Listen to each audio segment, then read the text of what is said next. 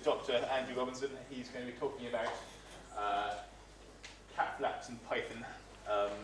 I'm not sure if that's what your research is in, but I'm looking forward to hearing more about it. Yes, no, I don't have a PhD in connected cat flaps. But basically, it was the hard act to follow with Kirk, so I don't know how I'm going to go, because also I've got live demos in this, which involve radio and network connectivity.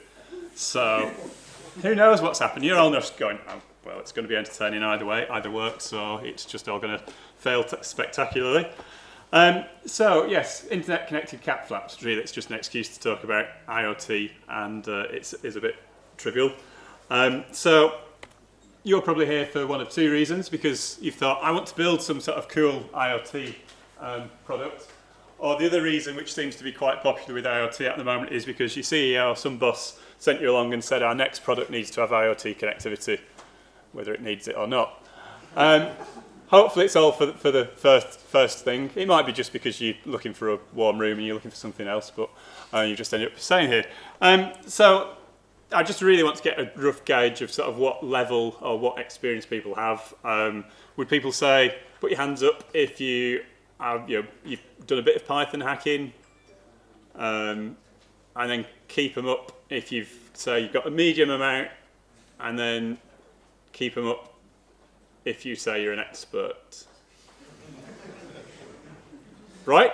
That's good. That's good. So that's sort of why you're here, why am I here, so what's my background. I created the PyFace interface for Raspberry Pi. We could see right when Raspberry Pi came out, the fun thing to do with Raspberry Pi was to connect it up with whatever you were interested in. So Raspberry Pi, great, it's a computer on its own, but let's find ways of making it work with the world. Two things came out of that. One was teachers struggled with it a bit. And the other thing is, if you build something which is really easy for kids, the engineers love it. It's become a rapid prototyping platform. I'm surprised that PyFace crops up all around the world, running things like dinosaurs on the Isle of Wight, subway systems in France, and also the Bank of England, none of which it was designed for, none of which we'd use it for. Well, no, that's not to say it's a rubbish product, but that's just to say we designed it as something for kids to play with, not for engineers to put into production systems, but it's the way where things go. So the other thing which came out of that was we discovered teachers really needed some sort of easy things to get started. Raspberry Pi was a bit of a big learning curve for people that had absolutely no experience whatsoever. So we created Codebug, and then the BBC did various things with that, and I think there's sort of a linearity into microbit, so that's just a really easy to program board. Our Python doesn't work as well as the MicroPython, which went on microbit, so that's just an early thing. And then also I've gone into embedded consultancy, and I think really, is there a better job in the world? Because the thing I really like about sort of building embedded stuff is you can build anything. You can just play, basically. So this is one of the things we built. This has got 48 Raspberry Pis, all networked together with a multicasting which synchronises firing the Raspberry Pi camera, and it does bullet time. So it was just like, could we build one of these? Maybe, possibly, tried it, and it turns out you can. So, I mean, that's great, and we can sort of have fun and we can build whatever we like, but we want to share it, we want to get more people involved. So this is very much about education. It's very much, as the IoT comes, I don't think that we'll get to a stage where everyone's made every device that you possibly want, and that's actually, why do I want to pay 140 quid for a light bulb when I can build it for £4, whatever inflation tracks on that. But basically, we want to try and open this up, and so this talks sort of about Internet of Things, some of the pitfalls, some of the things to think about, and also how we can, for the expert hackers which put their hands up, then let's get involved and let's use your expertise to try and make it easier for the next generation to try and build this sort of thing, and I know Nick's going to talk about that later. So, with any product, let's just imagine that we've been commissioned to build the Internet of Things cat flap. We're going to break it down to a spec. So the initial spec we've got is phase 1. We want to unlock when the cat approaches the cat flap. And then phase 2 is we want to make it so it warms the cat basket by the time warms the cat basket by the time the cat arrives home. So basically we're making hive home for cats. I was thinking about this and I thought I should probably revise the spec a bit. So it doesn't say unlock when the cat approaches. It unlocks only when your cat approaches, because otherwise you end up with the whole neighbourhood cats sitting on the warm cat bed. So believe it or not, looking for this talk, there is a commercial thing available. You can get the Petport Smart Flap for a bargain, £75, or that's probably £8 now with Brexit. So just before we do talk about that, I'll just use one of the experiences I've had in terms of one of the commercial projects we did with the consultancy, and that was to build a camera trap for which went off to Africa. And one of the things that you realise with building examples like this is it's not a desktop. You know, there's various things that you've got to consider when you're building products like this. The security implementation, that's top of my list. That's the first thing it should think about, I'm convinced. I'm not going to talk about it in this talk because it's hard. But then the 4 Ps really is the packaging, the power, the processing, and the protocols to think about when you're building things. So one of the things actually you might want to be interested in is what's inside a camera trap. You know, you've seen online, there's various teardown videos. So here's a teardown picture. Apparently hyenas are very good at taking things apart. So the learning outcome from that is the world, if you're going to build embedded things, if you've got a desktop, then you kind of, I've got a nice little case to carry my laptop around in. You know, it's nice, computers are protected. The embedded world is quite a harsh environment. You've got to survive hyenas and other various bits of animal damage. I've put 4-legged and humankind. You know, somebody will try and nick it. And the other thing is, if you're running embedded systems outside, then you want to think about environmental factors that either water or salt spray or weather, humidity will probably try and wreck your electronics. So that gets what I'll say, the easy stuff out of the way, which is stick it in a good, solid, hard box. Next aspect, which was on the list, that's packaging done. Next aspect was power. Well, this cat flap, you just plug it into the mains, so you don't need to worry too much about it being low power, because mains is fairly cheap. So if we go back to how the cat flap might work, we've got an RFID tag on the cat, or implanted if you want to use the existing technology which you're already in. They're passive, so basically what those tags do is when they're put in a radio field, that radio field induces a voltage into the tag, and the tag then can transmit out, so there's no battery involved in being implanted in your cat, which is great, especially if they're trying to go on foreign flights and going through security. It's always good to just drop these things in, because you see the ones which sort of smile are listed, and the other ones, it's like, no, I'm just checking my email. It's like, what did you just say? So the way this works, the cat flap sends out this radio field. The cat, when it's in range, that will energise the transponder. The radio tag will power up on the cat, and it will transmit back. And then the key thing is that the cat flap will check that the ID transmitted, it's a unique code, belongs to your cat, and lets your cat in. So if we write Python, this is kind of how I'd see to write it. Basically you want, does this pointer work? Yep. It's all just going to be in a big loop. So this is one of the things that you really do need. You need the Python functions which work with the hardware. So this function is tied in with the radio hardware, and it will put the processors to sleep, so equivalent of in a suspend mode, and then only when the hardware actually does something in the signals, then it will wake up the processor and run it. If you don't have that sort of function, you're whizzing round and round this loop, and as you'll see later, every time you do a memory fetch, every time you do an instruction, you're actually taking power, and therefore if you've got a battery-powered device, then it'll just drain your batteries in no time. So yeah, we're all at a stage where you can look at almost pseudocode with Python. So nice simple thing, if you're building your cat flap, like Kirk mentioned, that if you want to build your own, that's something that you could do probably with ESP8266. Just plug in a radio module on the end of it, job done. So just quickly mention about saving power. I mentioned sleep when you can, so put the CPU down into a power saving function. The other thing is, if you've got something a bit more complicated, look at where it's a good point to save power. So there's a sort of, it crops up in various situations, you're probably familiar with it, but basically focus your efforts on optimizing the 20% of the code which runs about 80% of the time. So don't bother going through all of it. Look which bits of your code, get it profiled, and then think, can I take anything out? Can I rewrite that? Can I even say this word in this conference? But which bits do I need to rewrite in C, or which bits do I need to get somebody else to rewrite in C? And big point, if you do take away, idle loops are bad. You need to if you're doing an embedded thing, you need to, when the CPU doesn't need to do anything, you need to shut it down and stop it being clocked. So if you're writing something like this at the bottom, I've lost my cursor again, while there is some data, is data equals read line, that is bad, don't do that, unless you've got some sort of clever blocking function. So that's a brief sort of introduction to that.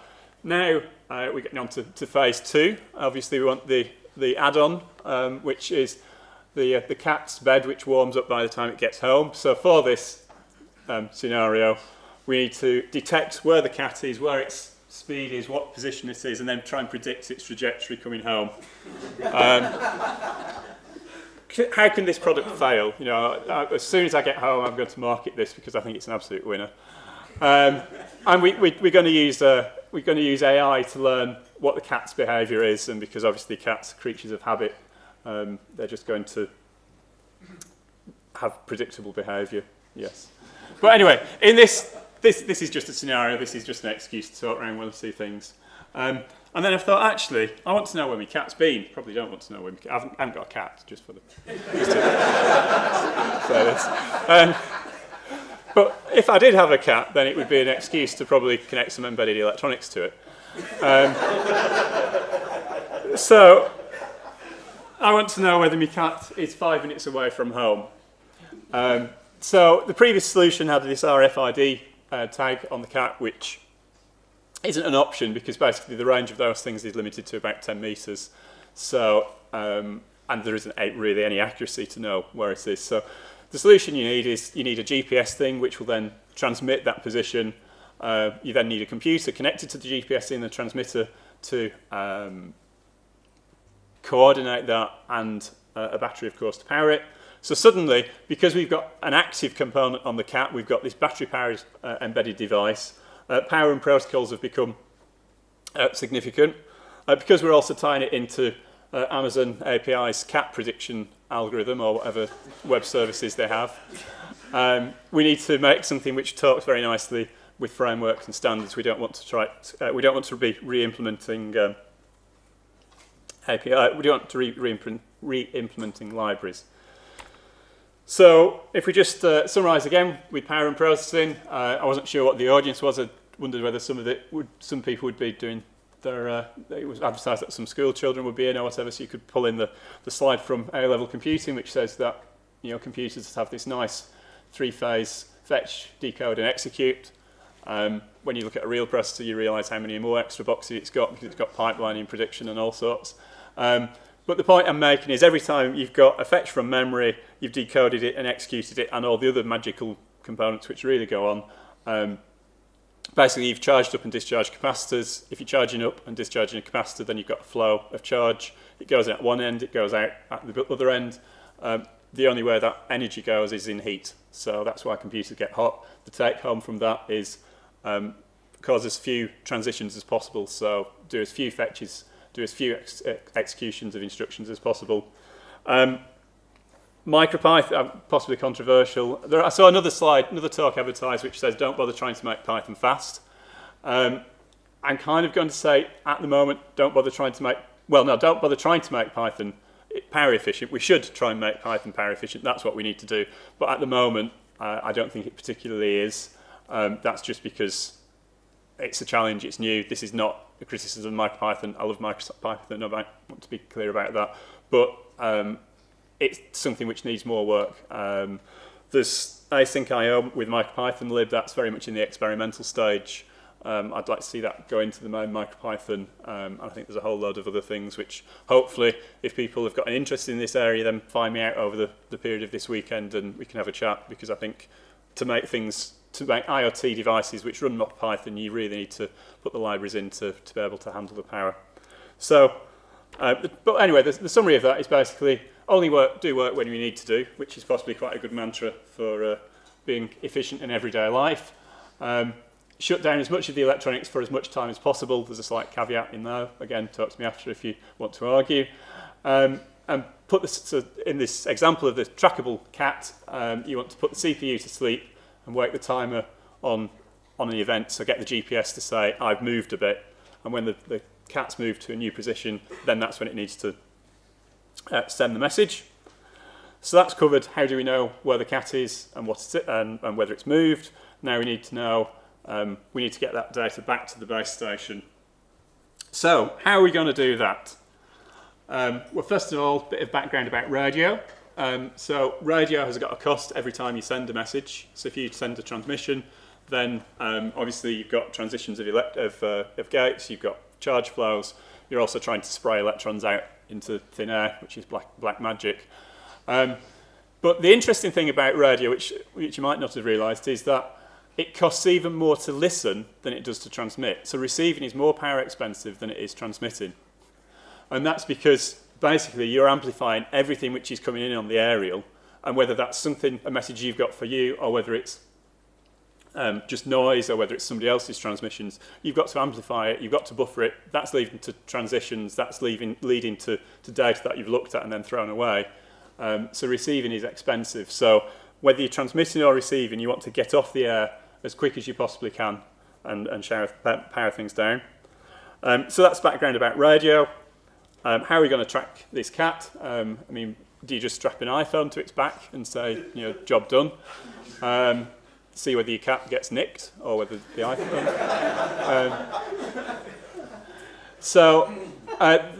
That's one issue that obviously you want to use the cheap electronics. So Kirk's £12 GSM module. I've actually seen them for free, so that's even better value.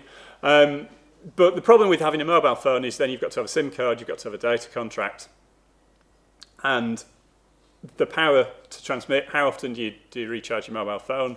If you did this talk in the 90s, people go, yeah, I can get 3 days life or a week out of me phone these days. If I ask the question today, how many people can probably get more than a day's charge out of it? I'm not convinced. I'm not seeing any hands, but I'm just going to take that. So the mobile phone network is great, but it maybe not be the best thing for if you want to track a cat. So this is Python community. We want things which are open source, nice open communities. So what happens if we pooled resources and we could create some sort of our own shared coverage for a free network? And somebody's done that, and it's called the ThingsNetwork. And this is what I'm going to give you a live demonstration of. So this is very new, which means it may or may not work. The servers aren't always up.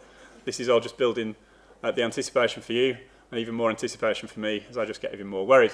But basically, throughout the world, various people have created base stations, and I've got one here, which you can see. I'm going to use the 16 kilometre range. But I haven't got the range on the network, but you can probably just about see it. It's a Raspberry Pi, it's got a radio, gubbins, and a receiver chip, and a nice big aerial. So that is listening all the time. That's powered, so we don't care too much about the power because we've got mains, so that can listen all the time. And when it receives a data packet, it then forwards it up to the central servers. They then bring them all together. So if you can have multiple receivers, it will do deduplication. It will just basically sort all the packets out magically, and then we can have an MQT Python connection. So that's just a library for doing looking for basically it's low power messaging, and you can. This is taken from their blurb. You can have your application. So let's do a LoRaWAN demo. What could go wrong with radio networking, transmitters, and all sorts. So I have got on the screen, let's just check that that's still live. Excellent, yes. This is a Python, just a simple MQTT script, which just connects to the servers, and as soon as there's a notification on a topic, it sends a message back. These are the two things that I've tested it, so you can prove that it worked this morning before the talk. I've then also got, if I show you this other Raspberry Pi, so this is just a board running on the back of the Raspberry Pi. I've got another one which doesn't need a Raspberry Pi, it's just got an embedded ESP8266, whatever your favourite microprocessor is, could be an Arduino. So that's over there, no connection other than via the radio. And if we can just quickly show you the Python code just so you can see it's real. So it's basically, it talks over serial. We've got this thing just to say join the network, and then if you go further down, we can send a packet, and we're just going to send a packet with 6 A's in. So that's the code. Who's excited to see whether this will work? So right, so other thing before I forget. So the ThingsNetwork has got this nice dashboard sort of, let's just shrink that. And so you can register your device with all the keys. That then does the routing. You get things appearing in this nice fancy snazzy JSON window. So that's the send. So you can, if you can just try and show all the things at once. So you're looking at this payload. We've sent it three times already. So we're looking to see another one appear there, and then also to see whether this detects the packet. So everyone's just quiet now. And that. So that's queued up. I'll run the command. Yes. Right.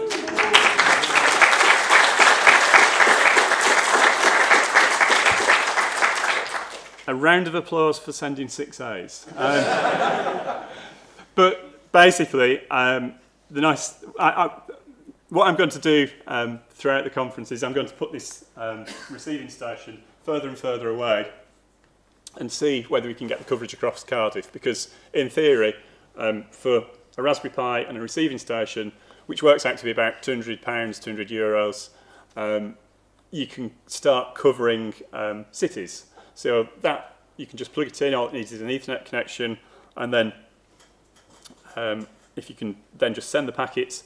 I said I wouldn't mention about encryption security, but there's encryption. It's really nicely set up. So there's a couple of layers of AES encryption that's done in hardware as well. So that way, both you can see it on a network level and you can see it on an application level, so you can start routing packets around without knowing what the contents are, and also you can protect your routing as well if you want. So it's really configurable. So demo over. Now get back to the talk.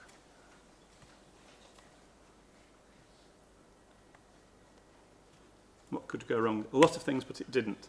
So like I was saying, it's low power. So rather than with a mobile phone, LoRaWAN, typically you can have a battery life of up to 2 years from AA batteries, or you could run it from solar.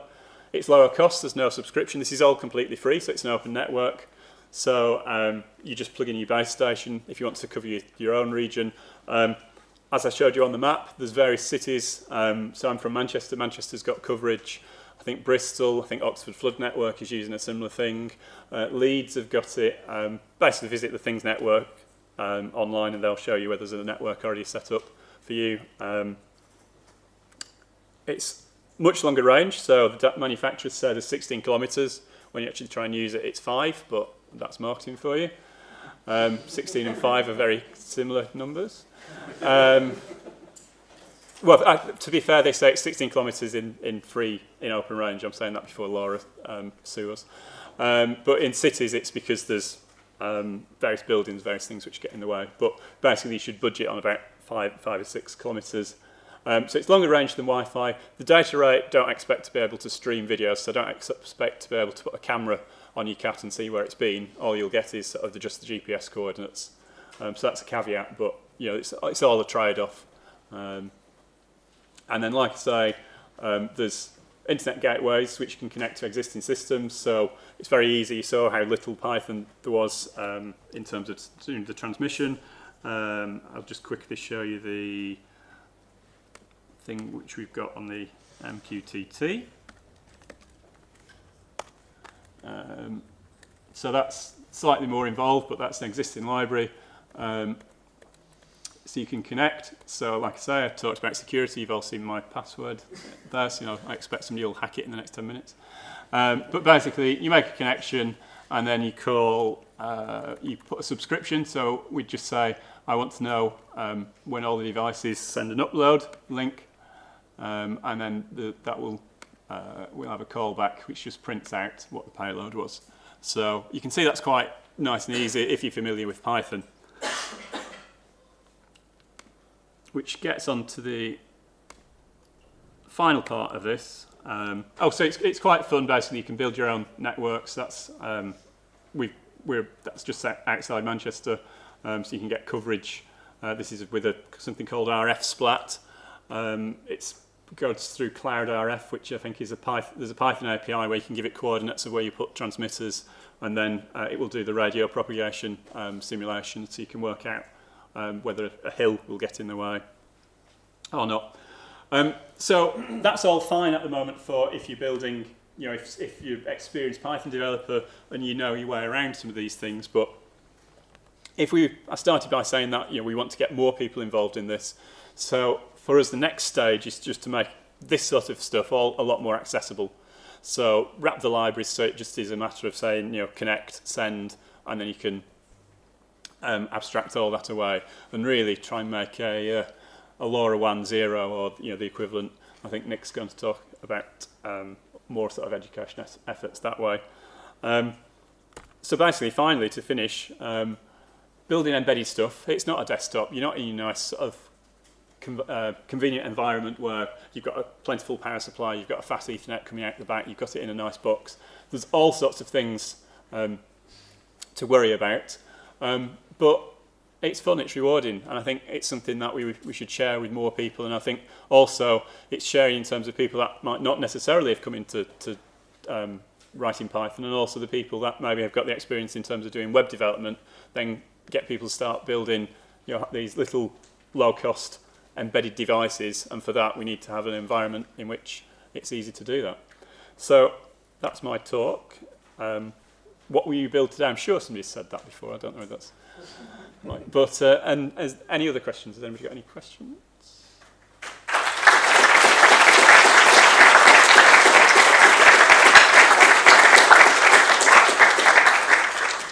I think we've got time for one question. Saudi. So you mentioned putting the CPU in a low power state, but if you've got something that's reading data from RFID, how would you go about putting it into a low power state and waking it up when some data becomes available? Yep, so that's done with a hardware interrupt. So you get your module, and your module will have a pin which basically it will exert a signal when it receives a radio tag, and then you need to put something in Python which will respond to that. My feeling is there's not really anything already in Python. That's why I mentioned the async IO. That's the nearest thing I could find for responding to, hang on, you've got a prod from an external device now, go and do something with it. And that's, I think, very much in the region where work needs to be done, and let's, you know, all have a chat and let's try and work out how we can provide a good set of libraries which cover Python on embedded devices and all the other things that it brings. And just, you mentioned it was the last question. If you've got any more, tweet me I'm at 44mu, or this is the website, there's a blog there, or get in touch, you'll find me, whatever. And that's it. Thank you. Thank you very much.